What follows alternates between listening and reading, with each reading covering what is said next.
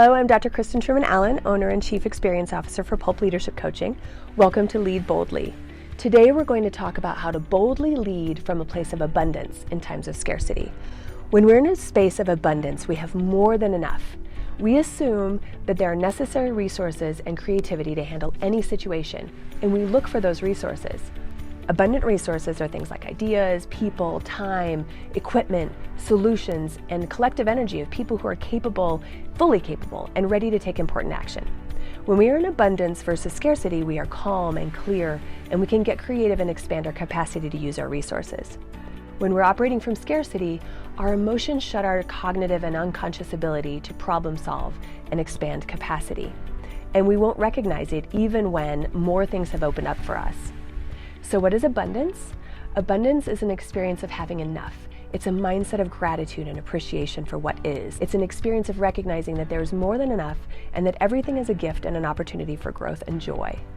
Scarcity is a mindset that there isn't enough. It's a feeling of overwhelm, and it's based on a fear of uncertainty. Scarcity is limited thinking, and it keeps us from tapping into our power. As a leader, when the pressure is on with some kind of crisis or there's an unplanned change and uncertainty, your bold presence of abundance can drastically direct the flow of outcomes and relationships and collective energy.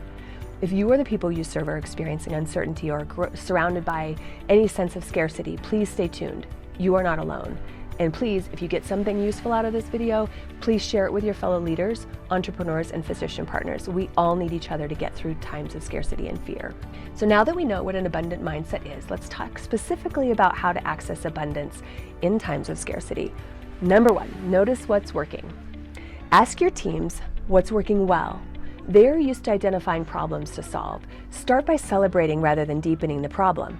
I don't mean to ignore the tensions and pain and fear that they're experiencing. For sure, remove their barriers and acknowledge them. I'm suggesting that you acknowledge it and determine what is actually working. Starting from celebration identifies objective data to prove effectiveness and captures results and helps you to stand sturdy and confident. Small wins and results ground your confidence and gives you a burst of energy to propel forward. Let's call it inspired action. Second, feel gratitude. Find a place that works for you, a practice that works for you that positively identifies and appreciates joy and celebration around you. I do this in a couple of ways. As a family at dinner and at bedtime, I ask each person what's the best part of their day. This creates a moment of reflection and helps the mind search for some joy, even if they felt like the day was rotten. I also write my appreciations in a journal each morning. This grounds me and raises my vibration and keeps me noticing positive, beautiful things around me. Noticing the sound of the wind in the trees, the extra little bit of lighting coming through the clouds, the texture of whatever I'm holding, the sounds of my kids doing morning routines. This attention reminds me of what is real and abundant in that space. There's no room for lack. And lastly, to access abundance, sometimes you need a different perspective. I was noticing that the file box in my office was torn and for a couple of weeks wondered what to replace it with. I started loosely exploring new options, but I was not committed. Then one day when not thinking about it, I was in my garage laying sideways, literally, on my workout bench. And while doing my exercise, just staring off, I noticed two nice intact file boxes that have documents that are ready for purging. Holy moly, I never even noticed, but by literally changing the view or my position, I found a new perspective. And similarly, changing your story that we're telling ourselves can give us a change of perspective.